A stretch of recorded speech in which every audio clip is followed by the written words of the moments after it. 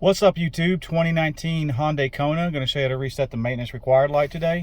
I'll show you what light I'm talking about. You first start the vehicle up. It's going to show you this message on the screen, service required, and it's negative because they're overdue. I'm going to show you how to reset it. It's very simple. Anyways, if you haven't subscribed to my channel, please subscribe so I continue to make videos like this to make your life easier.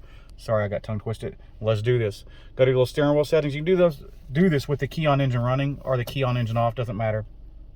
Just go to your little settings button right here, press that little page button. It looks like paper.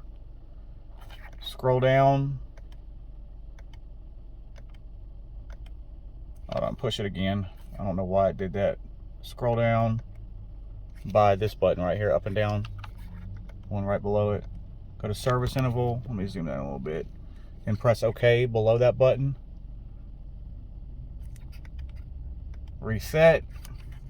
Press OK. It's going to be highlighted in yes already, and press OK again. 5,000 miles, 152 days. Now, if you want to adjust it, just hit OK. You can go right here and you can adjust accordingly to however many miles you think you can go on your oil. It's up to you. I did synthetic on this, so 5,000 is standard for that. Anyways, sorry, I'm getting a phone call. Let me stop that. Anyways, just hit that button again. Hit it again. It'll take you right back to your screen. That button right there. Little map, or not map, but page button. Sorry, I got interrupted for a second there, but I declined that call. So anyways, y'all have a good day. Y'all subscribe, check like. Peace out, YouTube.